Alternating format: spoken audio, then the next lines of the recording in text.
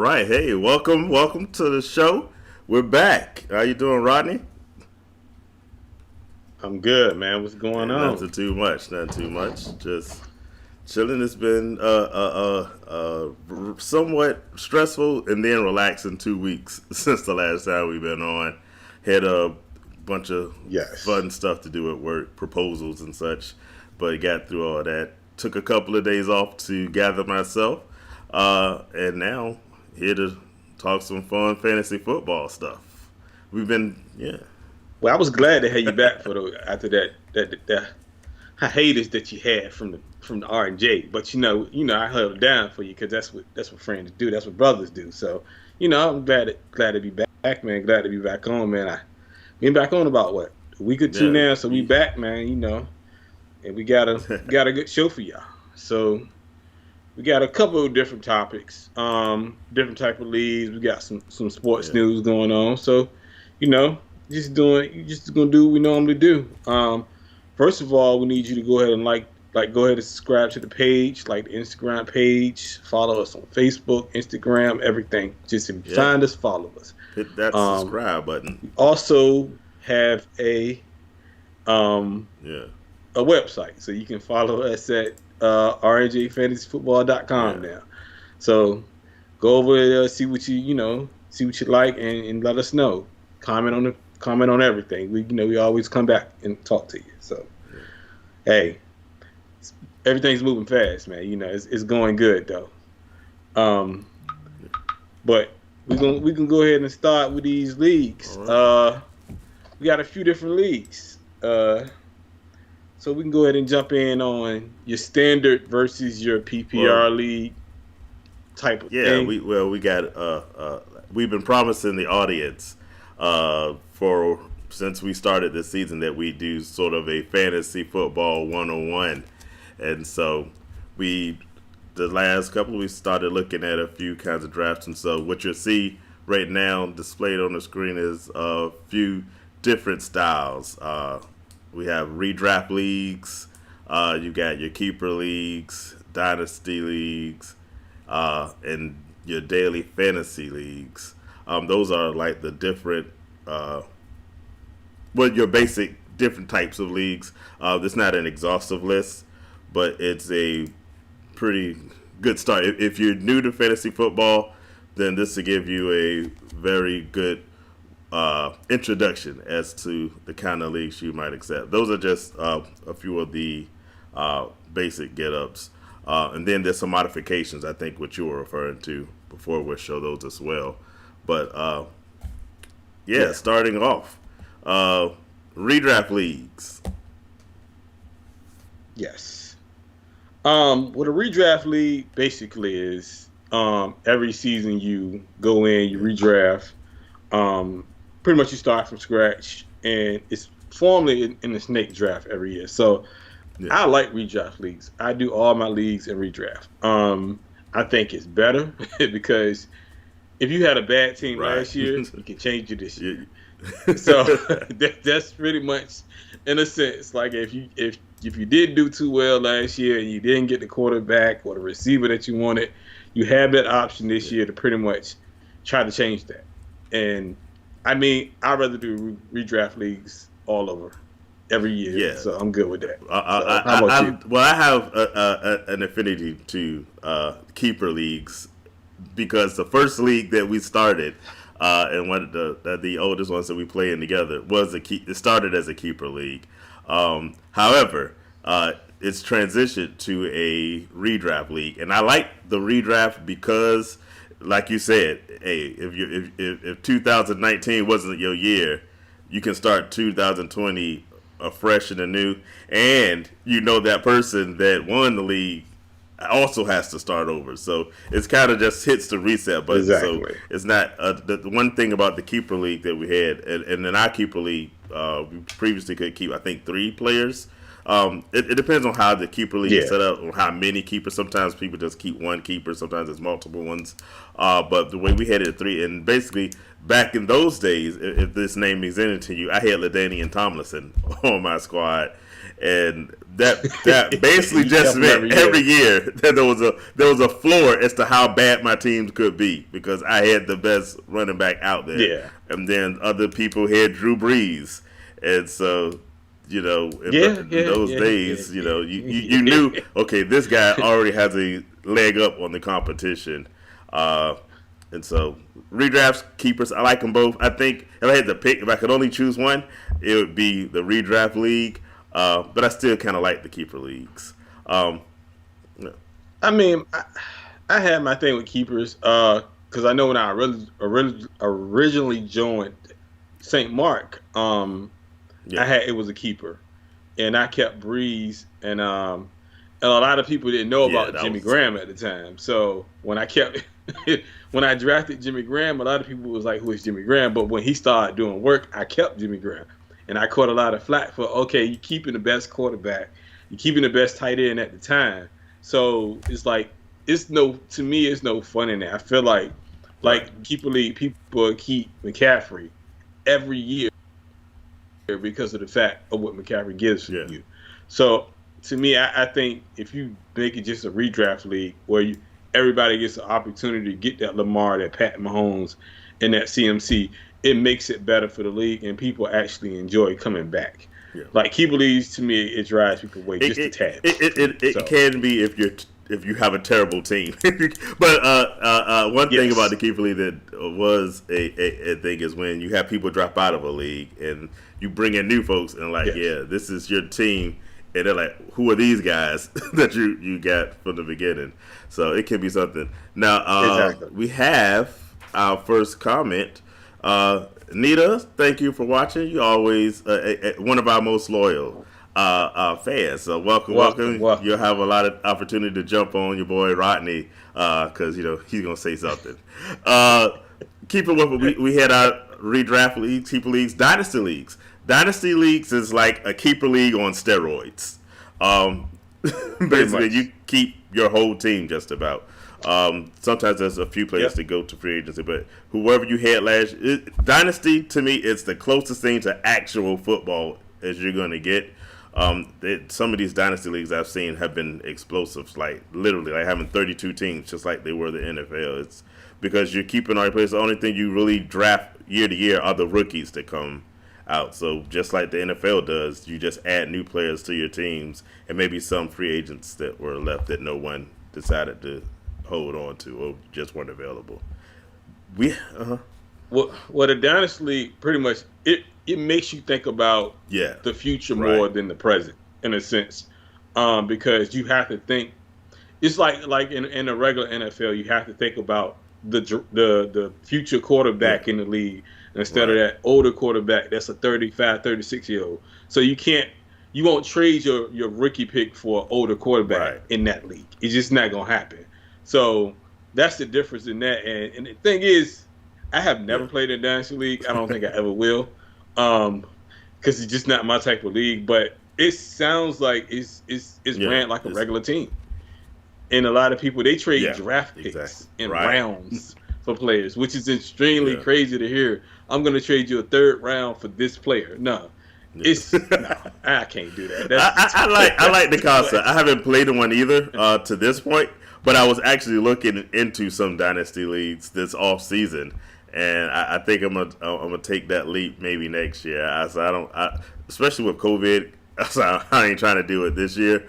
But the only thing about dynasty, I will say, to your point, you have to think very long term, and it's like this isn't just your fantasy squad that you draft every. This is like a long term investment that you're putting in to this, and it's like. That kind of takes the fantasy part out of it, in as much as fantasy to me is supposed to be all fun. Dynasty leagues can be fun, I'm sure, especially with the right groups, but there's also some work. Like you got to put in, you got to know who these rookies are, because like you said, you can't just rely on your older players. One of the things I was looking at in the offseason was is this now the time to trade Travis Kelce and try to get some young talent. And in a redraft or even a typical keeper league, that would be heresy to even discuss getting rid of Travis Kelce. It's like, that's insane, right? Crazy to come out. Best tight end there is. I'm sure you'll say George Kittle. Hold on. But Hold up, but in slow down. the one with the championship ring right now, in the Louis Vuitton coat. About that, okay? That coat. So you know what I'm saying. The concept See, of we're not trading. talking about that. If you're going off the Madden ratings, he's better than Kelsey. So hey, we talk fantasy, but really we're gonna use Madden ratings as our justification.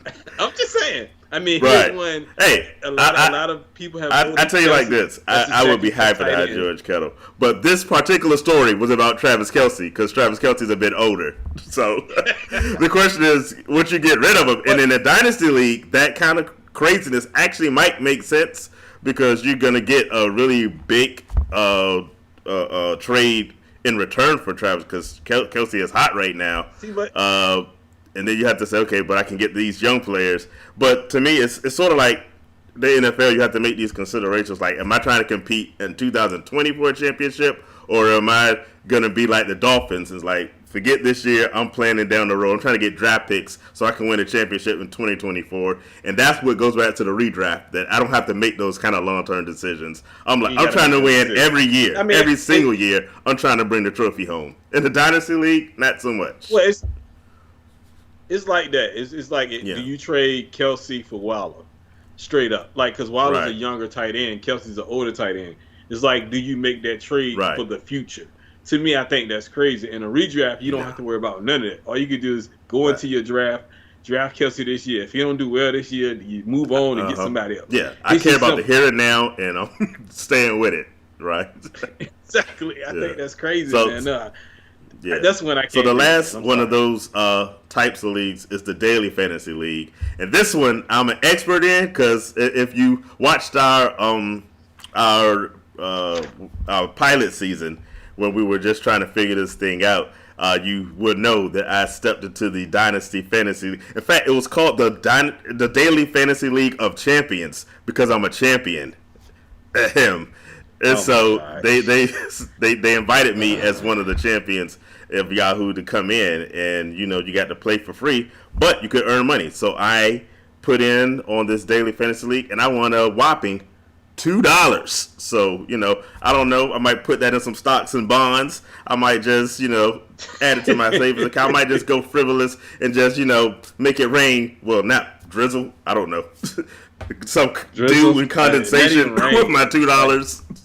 That I'm gonna throw out, or I might roll it in and play some more daily fantasy this year.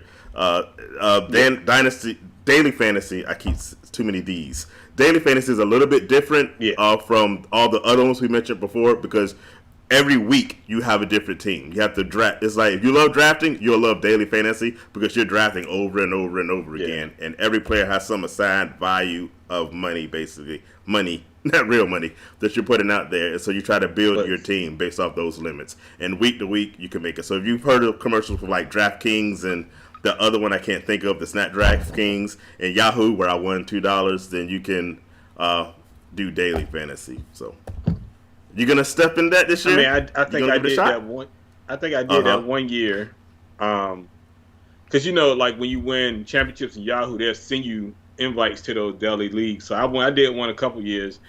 I ain't win no money, but it's kind of fun because every week you gotta change over. I think it was like $40 or $50, but players are like $5, $4 or something like that. So you gotta kind of make a roster with $50. So you gotta know you gotta find those values, right?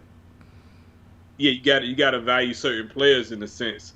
So if you had like a Russell Wilson at $5 and you had a running back at $3, so you got to figure out which one do you want, or you got another quarterback at $4. Who can get you more points in that game? So you just move on from every week. So I actually like that. I think it's fun. Would I do a whole year? Yeah, I doubt it. So I don't know. I'll jump in and to answer Nita's question. No, you can't borrow $1.99 unless we work out a crab cake exchange program. I give you $1.99, you give me some crab cakes, we call it even. So, but moving on. So I'm gonna throw this back up there, our fantasy football 101 board. So on the left, we already discussed those 5 different types of leagues, And then on the right, we have little modifications, and these can go to basically all the leagues that are on the left, except for the daily fantasy. That's the one that's a little bit different. But you got your standard leagues, PPR, 2 quarterback leagues, Superflex, tight end premiums, and one that was sort of new to me, I just learned about recently, best ball. And so, yes, it's a weird very. league, You want to start man. with the best ball, or you want to start with the standard PPR? Let's do because we know about the standard and PPR. Let's do the best ball. Let's get that one over with. Weird. So for people that don't know about best ball is a free free league that's offered on Yahoo. It's a public league, but after you draft, you can't add anybody. You can't drop anybody. You can't trade. You can't sit. You can't start. You got to roll with the team that you drafted with the whole entire year. So in a sense, it's good. In a sense, it's bad. It makes if you draft the perfect team, because at the end of 16 weeks, who has the most points wins. So it makes you actually draft a very, very good team. And if you don't do that, you're not going to win. To me, I think that's just so weird because that's the whole sole purpose of fantasy football is to add, subtract, sit, start, that mid-season management. If you can't do that, it's to me, best ball is there's 2 things. One, best ball works for you if you're lazy. Like I want to draft, and then I don't want to have to worry about my fantasy football team the rest of the year. I don't want to do lineup changes. I don't want to care about bye weeks. I just want to draft and be done. Call it a day. If that's you, then that'd be cool. But I'm with you. I kind of like the workings of trying to manage trades, trying to work on those waiver wires of free agency, trying to get that stuff is fun to me. So I don't know if I could get with best ball just because it takes out half of the stuff I love doing. The second thing about best ball that I give it a little bit of leniency is, we were talking about this before the show. There's certain players that you want to draft and take a chance on, but you can't rely on them week to week. Like I mentioned William Fuller, because he's going to get hurt and he's going to miss like half the games. And you're like, okay, if you have William Fuller in the standard kind of league, you're like, do I play him this week? Do I not? You try to look at matchups, but you're going to always get it wrong. And William Fuller's going to get like 50 points sitting on your bench, and you're not going to get any credit for it. Best ball is your best friend, because in this case, it don't matter which week he has a good game, which week he has a dud. He's on your squad. He's going to give you some points when he does his best. So there you go. That's the only semi-argument I can make for best ball. I'm with you. I'm not down with it, but yeah. So I got one question though. In best ball, say somebody get hurt. That's a great question. I don't have a great answer. I imagine they should have some sort of, I guess, injured reserve or some sort of availability. We should find someone who does best ball. I was in a conversation with somebody on Twitter about that. Like, what if your quarterback go down? I don't know the exact answer, but yeah, but people have injuries, right? Because we've been in leagues where people have had 2 quarterbacks get injured before the season even started. Like between drafting and the season started, they were already hurt. So there's got to be some way to account for those. I don't know what the accounting is off. Now, see, but the thing is, okay, so they say you can't add to your lineup or you can't subtract to your lineup. So if somebody get hurt, who puts that player in? Does the computer put that player in? Or I'm lost. Well, how does that work? What do you mean put them in for that week or put them in after they're hurt? I'm just saying, like, say the quarterback goes down. It won't matter for that game, because the thing about best ball is it just takes your best. I forget how many, but let's say if you have a roster of 16, let's say, then it would take the scores for your best 8 players. These numbers aren't official, so don't hold me to it. But let's say I've had a 16-team roster. Maybe they take your best 8 players, and that is your score for that week, and then it just accumulates over the course of a season. So if you had a quarterback go down that week, it wouldn't matter as long as you had somebody else playing. Now, if you in this situation where you have nobody, I don't know whether you just SOL or what happens there. So yeah, but oh no, that's kind of crazy. But yeah, that is the one league I think neither one of us would give a shot. So no, I'm good. What about the standard versus PPR? I think the standard is probably even now the most common. I don't know, but PPR seems to be taking out, and PPR is more fun. For those that don't know, Yeah, PPR means hands points down. per reception. We said it a bunch of weeks back, and this is the show we said we come back to it. So you have your standard leagues where you have a set number of points you get for completions for quarterbacks. Well, not for yards. I mean to say, and touchdowns and stuff you get for receivers. Running backs, quarterbacks throwing touchdowns and all this. But for PPR, you also get points points per reception. Someone makes receivers to catch a lot of balls or running backs to catch a lot of balls get extra points. Sometimes it's a full point, sometimes it's half a point, depending on what you do.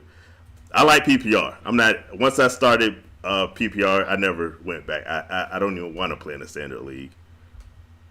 Yeah. I mean, so the difference for me in a PPR standard league, so just for instance, say your receiver has 10 receptions, 100 yards, 2 touchdowns. He's not getting credit for the 10 receptions because that's not a PPR league; it's a standard league. So he'll get that 100. He'll get the 100 yards, which equals out probably more than likely to 10 points, and the 2 touchdowns is 12 points. So you're looking at 12 and 10. You're looking at 22 points for the game. If you added that 10 receptions to that, then he'll have 32 points. But in a PPR league, he'll get that, and then he'll get the bonuses that kick in on top of that. You don't get bonuses in the standard leagues half the time. So, and if you do, it's like probably 2 or 3 points of a bonus. And like the leagues we play in as far as PPR, in yards with receivers and quarterbacks of that sort, it's 40, 50 point bonuses that kick in. And it depends on how your league is structured, too, at the same time. So I prefer a PPR because, to me, running backs, you have that running back list kind of stretches out a little bit more in a PPR league because you can grab a running back that catches out of the backfield that can put up the same numbers as a top-tier running back. Same thing with a quarterback. If a quarterback throws for 35 receptions, if you throw 35 completions for 400 yards, those 35 completions are going to be monster compared to somebody that's doing 20. So PPR is better for me, and I love PPR. I would never do a standard. So that's just. All right. Then you got your 2 quarterback leagues. I love it. Love it. 2 quarterbacks. I've been playing 2 quarterbacks outside of the league we play in church league. So I've been playing 2 quarterbacks. All my leagues are 2 quarterbacks. Yeah. I love it. It's the greatest thing ever. I don't see how people don't do it. We have some guys, people want their leagues to look something like the NFL. You don't have 2 quarterbacks playing on the 49ers, even though you might want so when Garoppolo sucks. But you have the 2 quarterback leagues. You got 2 studs out there, hopefully slinging the ball. So I like the 2 quarterback leagues. You were actually my first introduction playing in the barbershop league. It was my first introduction to 2 quarterback leagues. I before just played with 1 quarterback leagues like we do in the SMFL league that we play in. But I do like the 2 quarterback concept. I don't know whether I'm not like you where I don't want to do 1 quarterback league. I still like the 1 quarterback league, but in the St. Mark League, I do the 1 quarterback, but for me, I prefer the 2 quarterbacks. Yeah, I just think it's fun, and I know it's not realistic. you love tons of points. So is that what it is? That's what it is. Okay, I'll take that. If anybody know that playing our league, we put up a lot of points. I mean, 400-500 points in one game from one team. Yeah. So it's like, okay, if you had, especially in 2 quarterbacks, if you had 2 quarterbacks and both of them put up 100 points, I'm pretty sure you're guaranteed to win that game. For the most just off the strength of your 2 quarterbacks. So I love it. I would never I have had people tell me, Rodney, can you change it to a 1 quarterback? No, it's not up for discussion. Don't talk to me. It's not even a rule change. Go find you another league. No. Exactly. I can find somebody else to play in the league. If you don't want to play 2 quarterbacks, that's on you. Go find something else to play in because it ain't happening here. So I just like it better. I think it's better. I think it's funner. It's more points. I mean, because if you're looking at St. Mark compared to other league that we play in, it's like a 200-point gap compared to to other leagues. So I just it's think not all about points. Me, that's the best. It's about points. Here's my argument against the 2-quarterback league. Since you made it so important and made it sound so great for everybody who hates and you're hating on the 1-quarterback people. There's only 32 teams in the league, in the NFL, and there are a such thing as bye weeks. You're going to run into problems. Unless you have like a small 8 or 10 team league, you're going to run into some problems with the 2-quarterback league system. That's why I prefer the 1-quarterback. It keeps it even kill, because what you won't acknowledge is in this barbershop league that has 2 quarterbacks, if your quarterback goes down, you're going to have every other person in this league coming hounding you, trying to take every skill position player you have to get a quarterback, because without your 2 good quarterbacks, you're just dead in the water. With a 1-quarterback league, if you lose your quarterback, you know there's somebody on waivers you can pick up. You can manage to get by. So no, I'm gonna give you a prime example, and we both know this person. His name is Don. Don was in a 1-quarterback league for years, St. Mark League for years, and he never played well.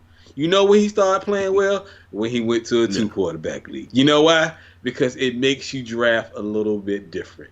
Your strategy has to be, I need these 2 quarterbacks. So in a 2-quarterback league, you got to draft 4 quarterbacks instead of 2. So Don went from being super bad to actually an average good player.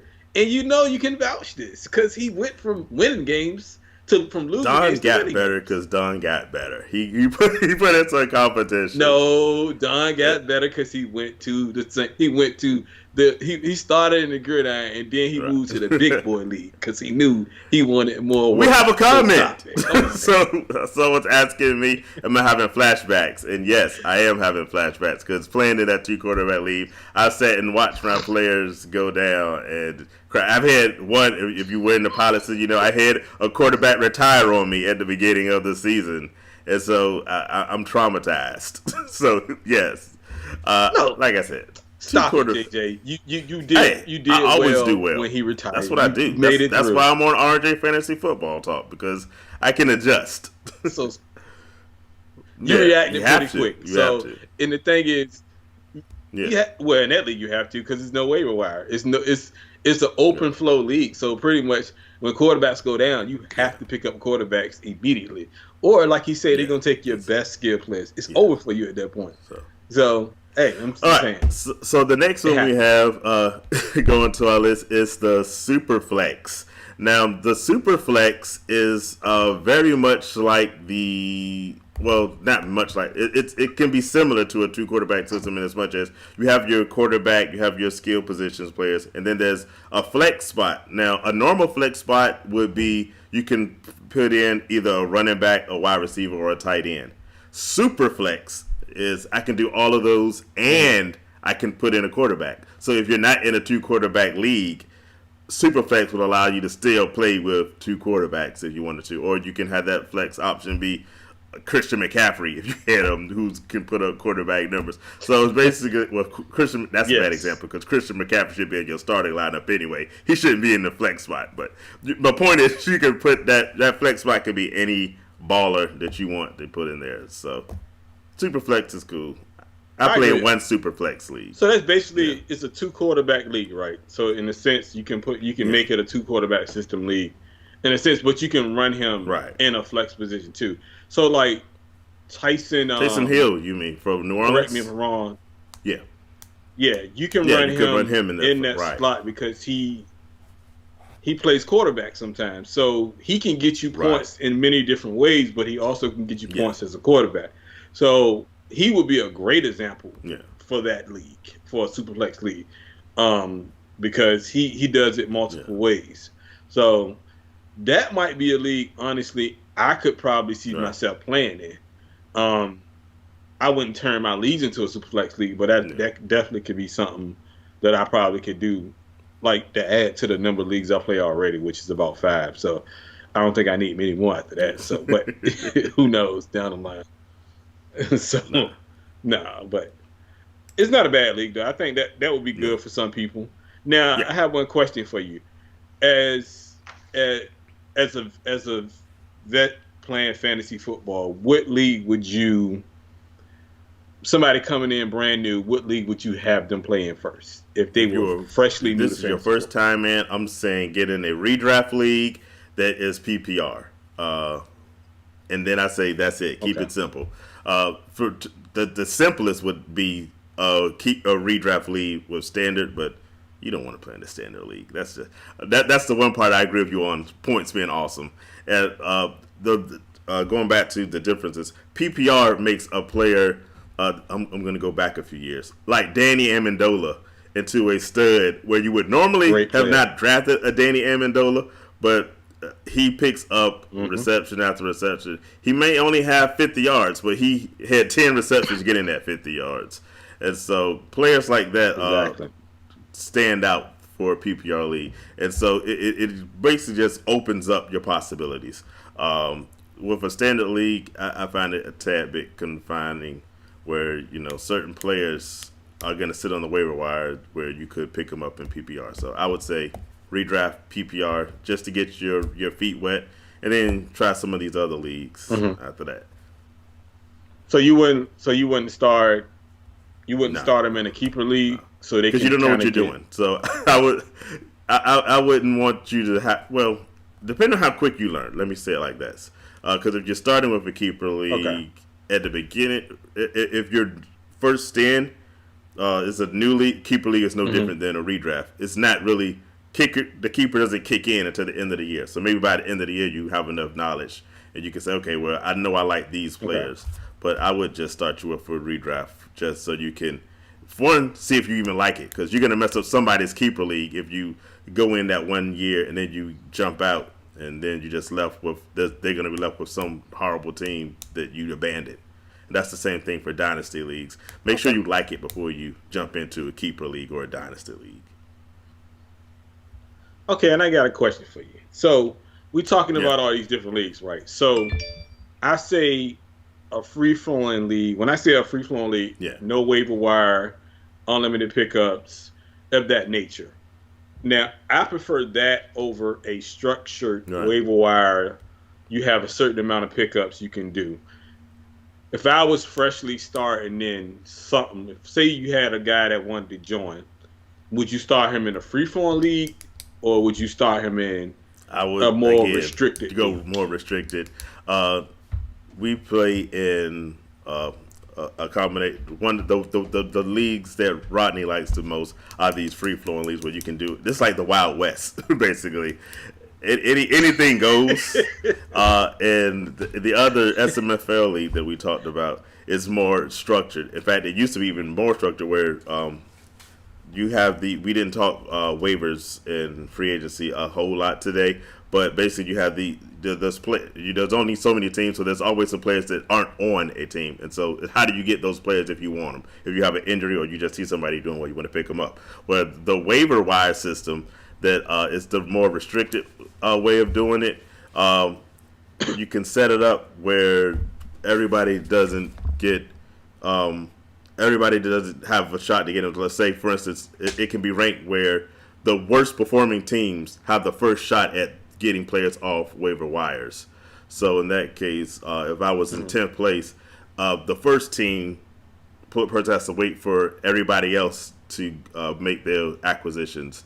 And so it gives you sort of an advantage if you don't know what you're doing, if you're struggling. So that's why I would say for a new person, get in there. If it's the other way where it's kind of free, it's gonna be flying at you so fast. I've sat with my wife and had to completely ignore her watching the game because I had a player get injured. Hold up, stop talking. I gotta go through. And if you're new to fantasy football, you don't want that kind of pressure. You don't want that. You don't want that on you.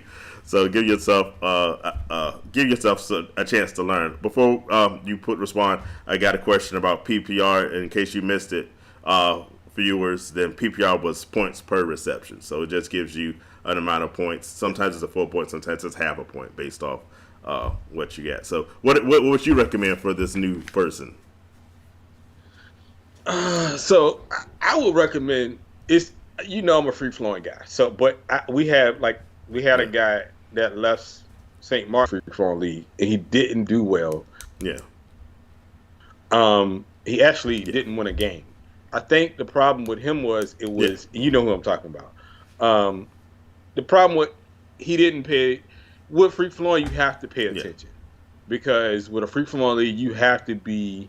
Your phone has to have all type of alerts on it because if your quarterback or any of your skill players go down, you have to know where to go, when to get them, what time, because somebody is already ahead of you. You have to think somebody's ahead of you already before you get there.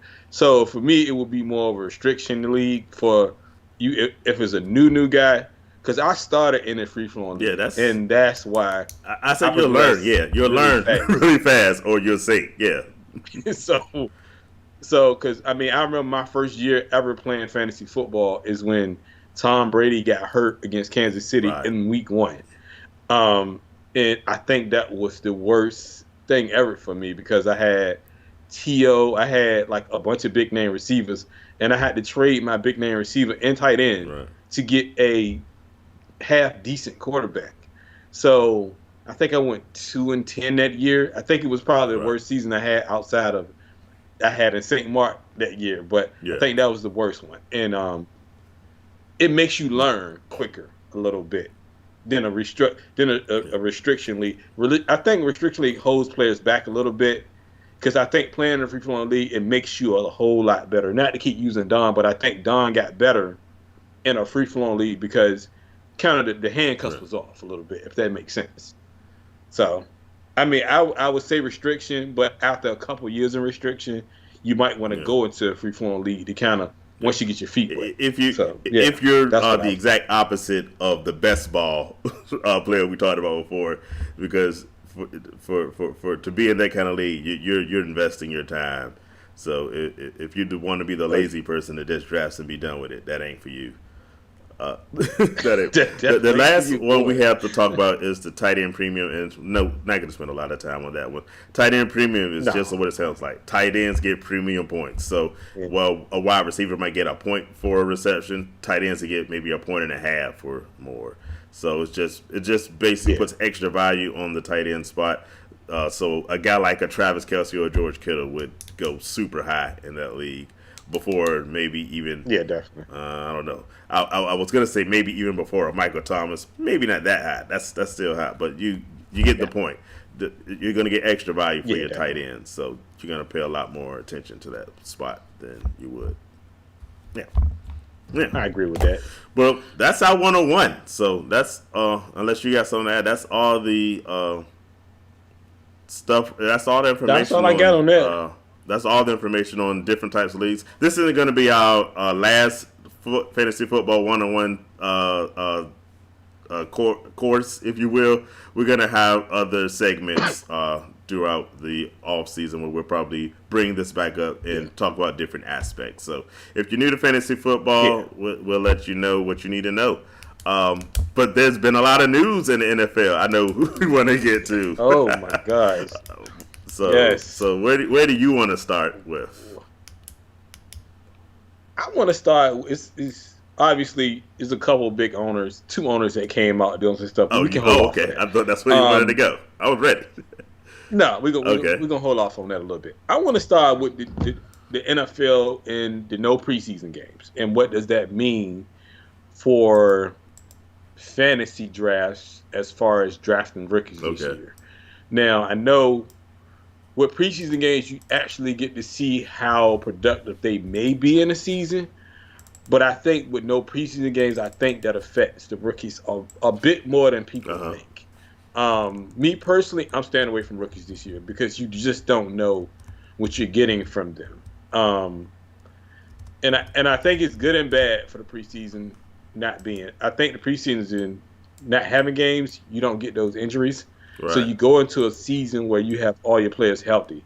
But the bad part is you don't see those rookies. Especially to me, I just think killing it, I think they should have did one, but doing none, I think it doesn't help the rookies. Right. Before we go, we had before I get to respond to that, there was a question from Josh Boys. They had I remember that he had Tom Brady that year that you were referring to when everything went horribly. He says he did well, which I'm assuming that means that he's better than you because he was able to adjust and you went 2 and something. So I'm just saying. But the apple don't fall from the tree. So I get my skills from him directly. So there y'all go, man. Y'all, hey, look. Unfortunately, I was a young pup in the game, but right. He can't beat me now, so it don't even matter. So. But back to COVID-19. I'm not big. I think I've said before. I'm not really big on rookies this year because of the fact that they've announced no preseason.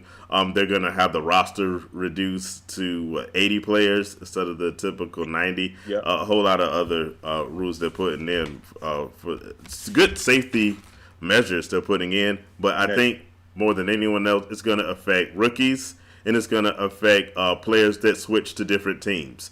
Because you're not getting the off-season workouts, you're not getting the training sessions, you're not getting the in-person learning that you would normally be as you become part of a team. So they've been holding a lot of team meetings I've read virtually, but it's different, you know what I'm saying, than being in there. So for me, there's a handful of rookies that I would be interested in drafting this year, but not too many of them. I'd rather stick with some seasoned players. Oh, definitely, yeah. I mean, I think there's one name out there that you may think about drafting as a rookie, and that's probably CeeDee Lamb. He's probably the only one, but I still would kind of back off him. And if you do, you get him late. You don't try to go high because, again, you don't know what you're getting from these guys. Even Joe Barrow. Joe Barrow in our league may go top 20 this year, but to me, I'm a little hesitant on Joe Barrow. Not just because of the fact I'm not a fan of him, but just because of the fact that we don't know what we're getting from Joe Barrow at the end of the day. So you got to kind of be a little hesitant with these.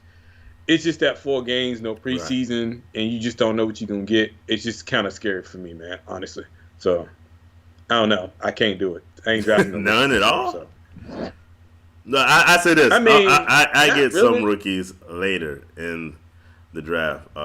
Like for a prime example, a name that got thrown out as one of the top rookies is Clyde Edwards-Helaire for the Chiefs. Yeah. He's going very like second round in the draft early. I'm not gambling that high on a rookie. So.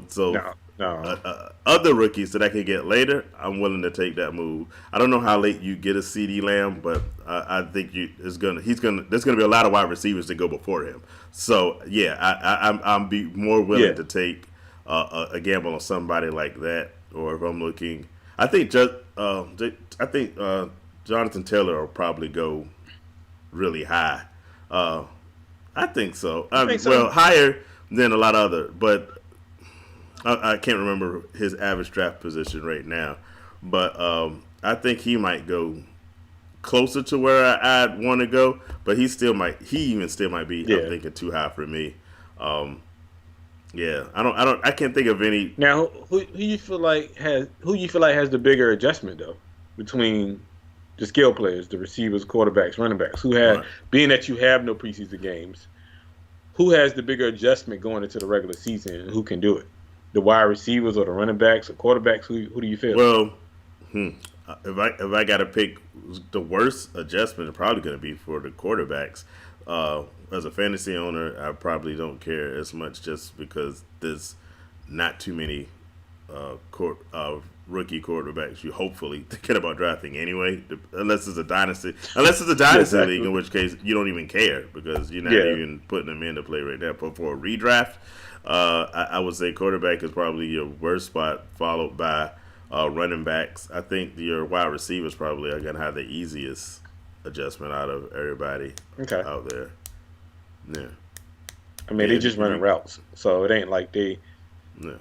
And they got to learn the playbook, but you run a route. So I get it, though, because the thing with rookie running backs is a blocking scheme. They got to learn how to block for the quarterback and all that stuff. So I get it. I mean, I would say receivers are more easier. But I'd also say that, at least my recent experiences, you have a better shot at a rookie having a good year than a running back, because we actually put this stat out a few weeks ago that for running backs in the past 10 years, there's only been, I think, 13 running backs that put in 1,000 yards.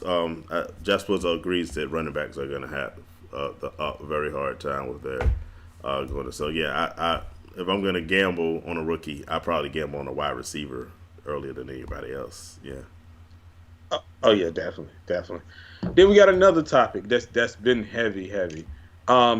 If you've been following us on Instagram, you had noticed that we tend to post a lot on the latest stuff that's going on, and they have the shields, Okay. the shields that they're having, which is it's a little weird for me, because you have your typical shields that cover just your face here, but now they're going with the ones that have the holes in the bottom. I still feel like you can catch COVID through that because you got to breathe on these guys. Now, how do you feel like that's going to work for them, or they to give you guys an idea of what it looks like, we got this example. It's a Ravens helmet, but that's just because I live in Baltimore. But no, that's actually the one that they put up there. So if you look at it, you can see it has the regular face shield, like you've seen a lot of players have. But then at the bottom, you can see this mouth shield that's over there at the bottom, and it has little holes in there so you can breathe easier. But it's supposed to keep, much like a regular mask would do, it's supposed to keep you from coughing and stuff on people, and basically just keep the exchange to a minimum.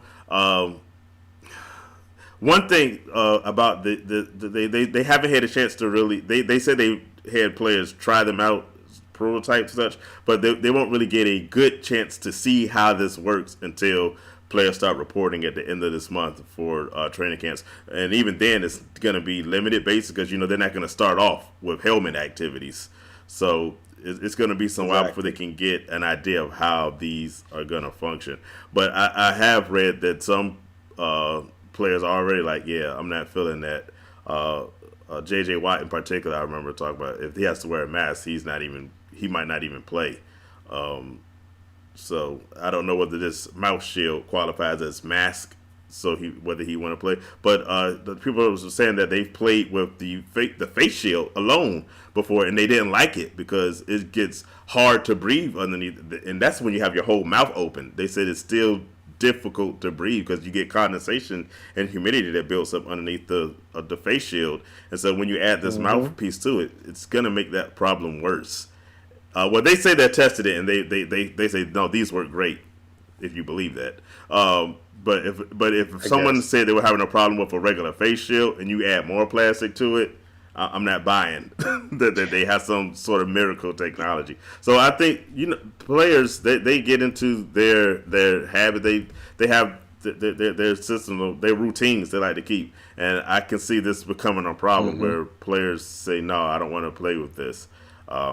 They might not be given the choice, but I can see it being a problem, or at least affecting the game some. So it's going to be interesting to see when they start getting to more active parts of the little training camp they have, to see what players really think about them when they've had to wear these for a while. Yeah, exactly. I mean, honestly, I feel like, is it a better route to go? Is it something else they can do to make it better? I don't know. I would have to see it, honestly, because I just don't know if those little holes at the bottom is going to stop somebody from, even though they're probably testing them, which we can roll into in a little bit, is they're spending $75 million on COVID-19 this year as far as testing. So I don't know if that stops the COVID-19 from, the people from getting it. But, I mean, it's all about, like you say, when training camp started. We'll see. We just don't know at this point. So, because they came out and said that a lot of guys reported that they had, I think it was 59 players actually had COVID-19. They mistakenly put out 95 at first. Then they came back and said, sorry, that number included staff as well. But 59 players they said already tested positive. So I mean, so they're spending a lot of money on just keeping the league going because I really don't think once they start, I don't think they're gonna stop. I feel like it's too much money to lose. So that's just my opinion. Well, I tell you, I one don't person know. who may disagree with you. You talked about owners. This isn't quite the owner conversation, but it's still an owner. Mark Davis, my man for the Raiders, put out right now that there's three possibilities. They had these conversations. In fact, the owners are supposed to have another teleconference this Friday, so I can't wait to hear what comes out of there. But they were supposed to keep some stuff under wraps, and Mark Davis was like, "Nah, I'm gonna spill the beans." Where he was saying that right now they're gonna either keep proceeding the way they're doing. Option number 2 was they're gonna postpone the season until like November, and see what goes from there. Or option number 3, he said there's still a possibility because of the uncertainty that there still might not be a season. We'll see how. If there's some repercussions of him letting that spill out. But if you've been watching, you kind of starting to get that feeling anyway that there could be a complete cancellation of the season. They already canceled all they went from 4 preseason games to 2 preseason games. Then they said they offer 1, and now there's going to be 0 preseason games. And so the way stuff is trending, I don't think Mark Davis really surprised anybody with that statement that there could could cancel the season. We'll see what happens. He also said, interesting enough, that if they don't, because he wanted to have like some sort of hockey plexiglass in the front rows, so they can still have the fans come in the stands. And so he said that got shot down from the beginning. They want to have like the first few rows completely empty with advertising, they say, going around, and limit the amount of fans in it. But obviously, it was like if they are at a spot where there aren't fans, that they just built the stadium. You showed me the picture or the inside spot. He said if the fans aren't at the games, that he's not going to be at the games either, because he said they open it up. He wants to open it to be special. So if the fans can't come, he says he's not going to be there. I thought that was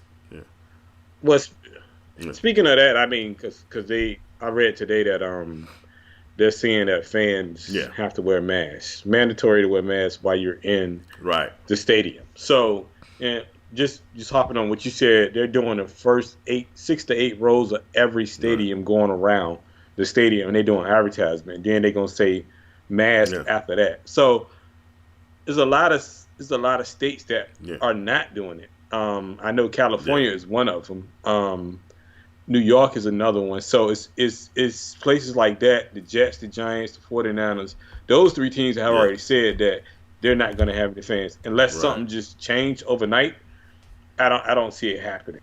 But you got people like Miami who's going to have fans. You got people like the Chargers who's going to have fans.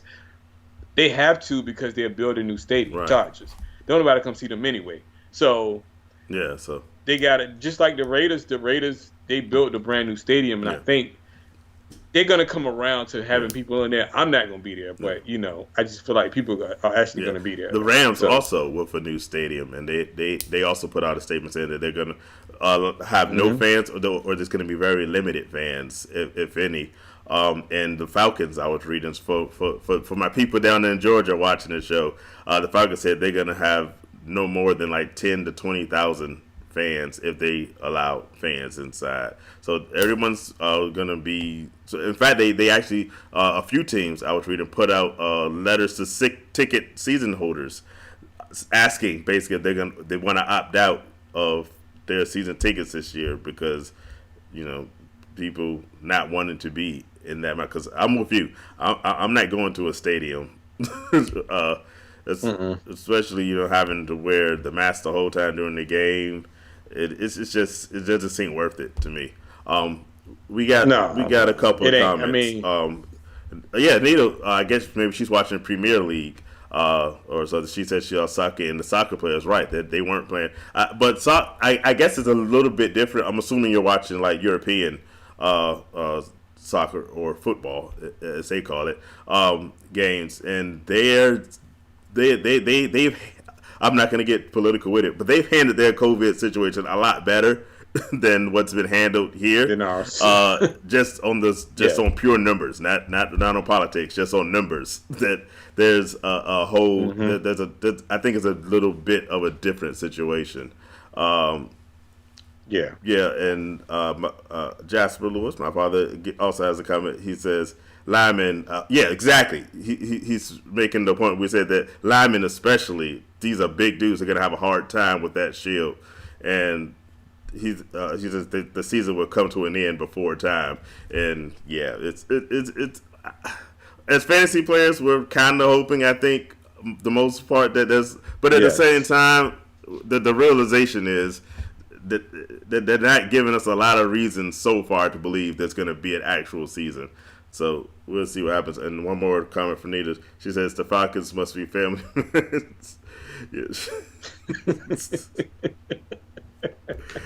Oh, she's funny. Oh, Lord, But it's they're making a whole lot of different statements that they kind of give you the impression that maybe or not. They've actually another bit of COVID news before we move on was that for the first time they've given a date to the opt-out possibility. So if you're a player that don't want to play, they say by August 1st you have to put in written notice that you don't want to play this year. And they're talking about having like a stipend for people and holding your contracts for a year if you decide for one reason or another that you don't want to play. So, yeah. How many people do you feel like going opt out? Do you feel anybody like major stars going to opt out? I'm guessing no, but I say one thing. I'm glad we don't draft before August 1st. So, because for those that drafted previously, then found out that hey, your starting wide receiver isn't even playing this year. So ain't gonna be. We've talked about this a lot of times. I don't even know why people are drafted so soon. I'm trying to push all the drafts I'm in back to the end of August, or just because it's so much uncertainty. Yes. If the NFL doesn't know what they're doing, there's just no way we fantasy players know what we're doing. So, yeah. I mean, because honestly, they reported camp next week. Next week. The 28th is the actual camp day. They all report in. So we just got to see. And then the thing is, when they do the report, then they got to do the COVID-19 Yeah, they have to have two So tests before they can even come into the two tests with separated by 72 hours before they can even come in the facilities. The Texans and the Chiefs reported back this week, the rookies, and they said that the rookies came in, took their COVID test, and then left. So that was all they did that day. So yeah, they got to do that, and then they're gonna have like daily testing for the first 2 weeks, and then after that, like every other day test. So it's but they're saying the numbers have to go down like 5 or 10%. Then they'll go for every other day. Yeah. But for the first 2 weeks, they're doing basically every day they're testing. And how much did you say they were spending on that? I mean, if the numbers $75 million. That's $75 million. And they're gonna. That's why I say, I'm being hopeful, but just based off what they're saying, you're putting $75 million into something you're not shutting down. And I know they make billions and billions of dollars a year, but $75 million is not little money. For them to put that much money into it and then going with these shields, they're going to try to have a full season. Richard Sherman came out the other day and said the NFL is, if they start, they're going to push to end. So, I mean, at the end of the day, I think they don't want to lose that revenue because they're looking at other sports and they lost revenue over time not playing. So it's just, we got to see. And they're going to push the envelope because they know people going to push it with them, especially diehard fans. Me and you are both diehard fans, but we're not crazy enough to go sit in a stadium. Look, I barely go to stadiums when everything is healthy. So I'm not trying to go in during the pandemic. And speaking of, like you said, other sports, we got NBA just about to start in their bubble. Needle's commented on MLS. I think she's talking about the Major League Soccer game. So, that's in America then. Okay. So there's some sports getting things going, and then you have baseball that's coming out soon. I think that they've started. I actually saw some spring training games. They said the spring training games already taking place. So we got some examples of what's going to happen. So we'll see how those fare, and then we'll see. But the thing is, they're not playing with fans though. Fans is not there. So the thing is, what the NFL is doing, NFL actually wants fans. I don't think that's going to happen, and they're going to push. At least not across the board. I know they're not either, but I'm just telling you. They're gonna push to do it though, because they it's too much money. It may sound little, but people realize the NFL makes about $45 billion a year. $5 billion of that goes towards tickets, food, drinks, all that stuff that goes into a stadium through all the teams in the league. So they're looking at $5 billion. $5 billion they're losing. I mean, that's a lot to us. To them, that's probably nothing. But because they make that back every year, but they don't want to lose that money. But hopefully we do have something. We don't, we just go into 2021 all of the days. I did read on Twitter where some people have actually canceled their fantasy football seasons because they didn't know. I don't know if I take it that far as to cancel yet, but I can kind of see. No. Hey. Well, no. At that point, you got to just have something written or let your people know. Hey, especially in a paying league, you gotta say, hey, if it stops, you get your money back at a certain point. But if you like me, you had a conversation last week about if you got to week 12, 13, and we'll just do certain things about that to make it work. So I just think you got to have certain rules set in there for it. But I think, other than that, we don't know. See what happens, people. I don't know. Yeah. Get to these owners, man. What are these owners doing, man? Owners are wilding out right now. We're talking about. we were just 2 weeks ago on our show talking about the Washington team changing their name because they don't want to be racist anymore after so many years of being racist. And now the same team they're not just racist; they're sexist. So. It's like, wow. That is insane, it's like, man.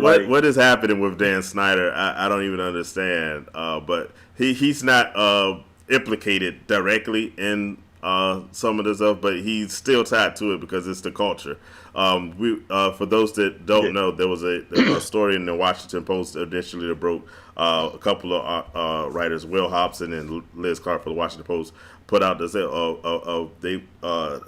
is a lady. Her name is I think Emily Applegate or Applewhite, something like that. But basically, her and 14 other females are alleging that there was sexual harassment and basically a boys' club culture throughout the Washington team, and they made it a terrible place to work. And not only sexual harassment, but in this part, Dan Snyder is involved in of just a berating attitude where he was demeaning people, where he and other executives would demean the people that work for them. And so it's basically just a horrible work environment. Whether whether he can survive this one, we'll see what happens. But it's like it's a lot happening in Washington right now, and just the fact that this story broke right after the last story lets you know that it's a bad culture. It's what do you think? And then we got the Jets owner who comes out and he's racial slurs and comments towards people. This is my question for Snyder. With all the heat that's going on with the name change and this, do you see him being forced out to sell the team?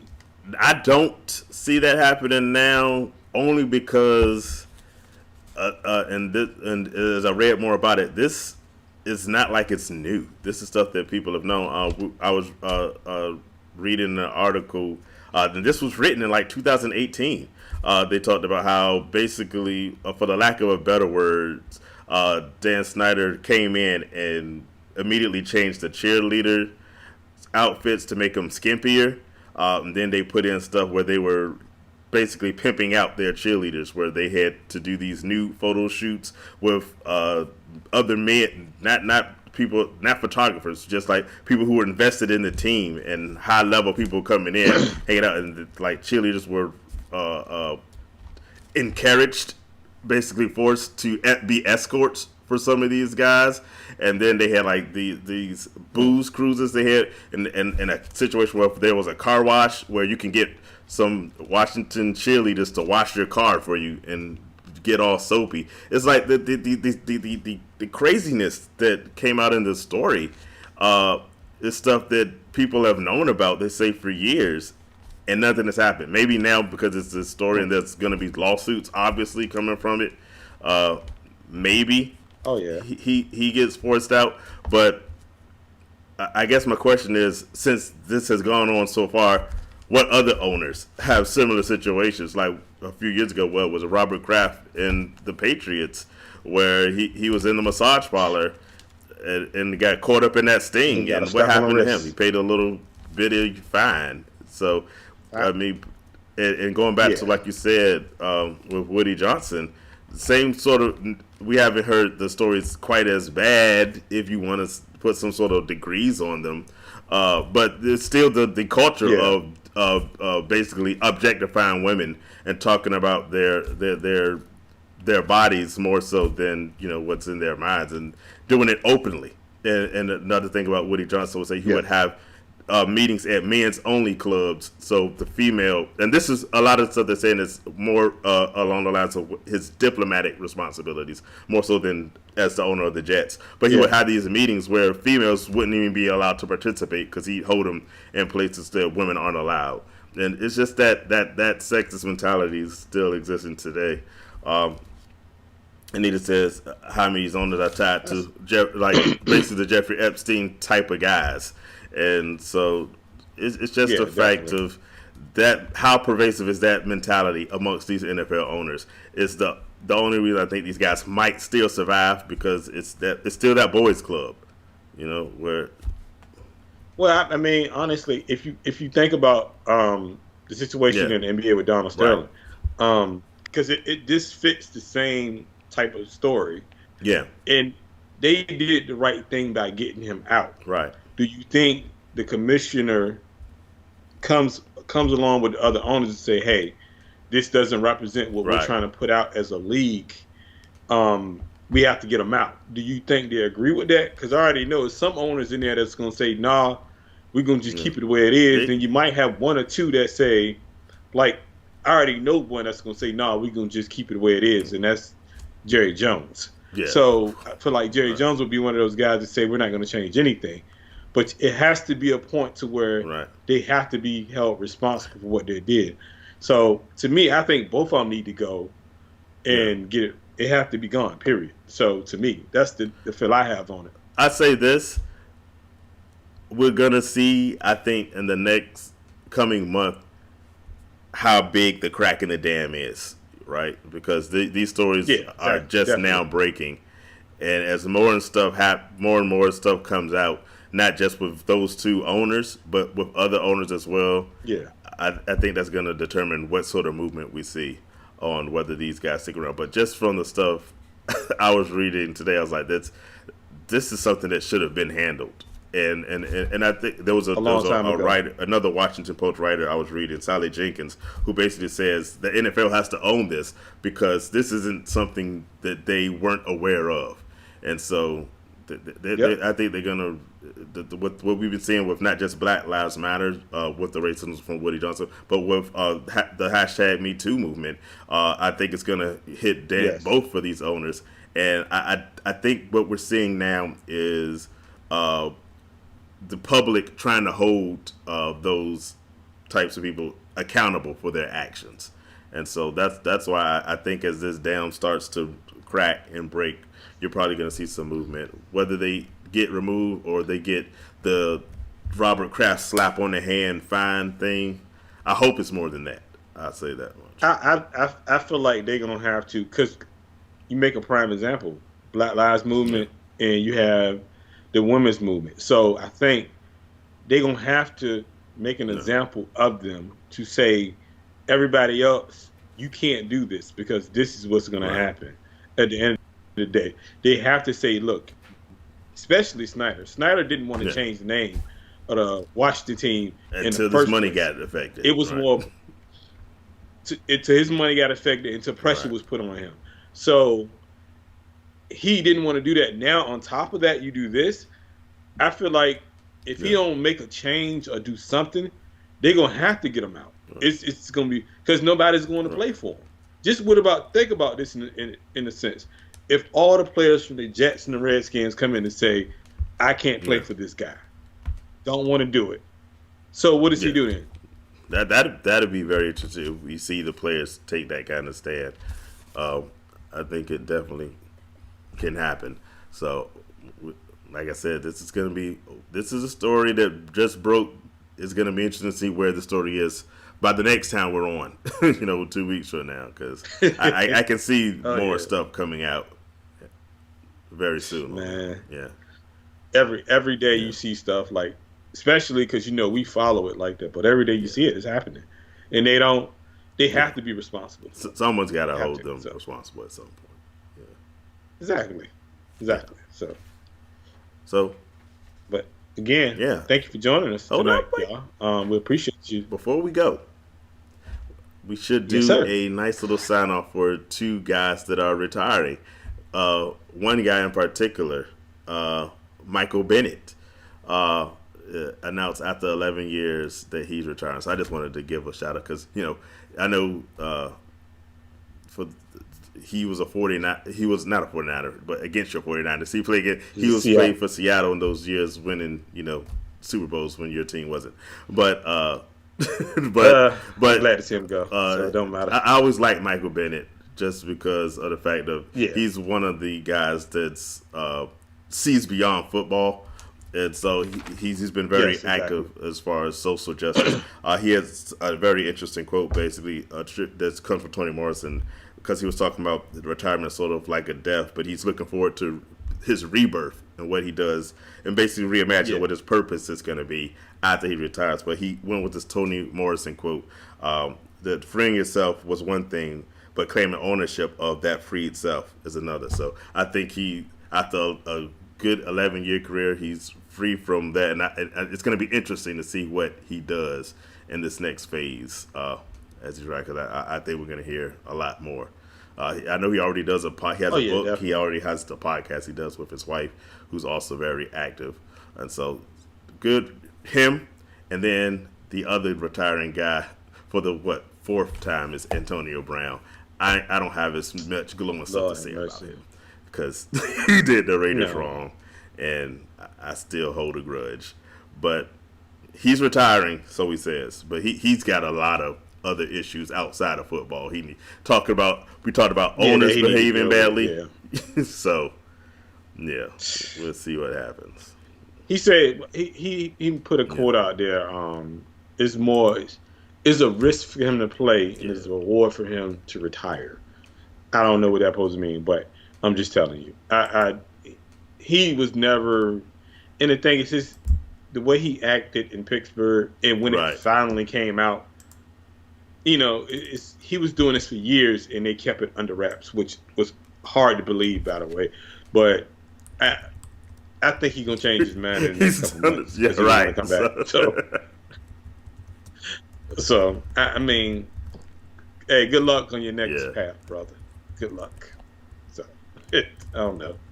Good luck. I don't know. So. All right. Well, I guess the last thing we got is what? Just a reminder to hit the subscribe button if you haven't already done it. Yes. So we look forward to doing that. And also, just a reminder that you should check out our website, rjfantasyfootballtalk.com. So you'll be able to see the uploads of this show and all of our other shows, our rankings that we've done previously. It's a new site. We're just getting it going, so bear with us. We're learning a couple of things, but it's going to be a little bit of fun for us. So I'm looking forward to it. So make sure you check it out. Make sure you hit subscribe, and make sure you tell your friends. Exactly. Yeah, have a good night. Thank you.